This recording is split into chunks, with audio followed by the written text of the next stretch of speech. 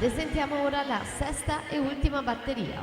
In corsia 1 Giulia Sartorato, alla 2 Sofia Centenaro, alla 3 Camilla Dalla Libera, in 4 Giada Alzetta, in 5 Chiara Lucchese, alla 6 Oriana Vetri, 7 Aurora De Bortoli, alla 8 Ania Micelli.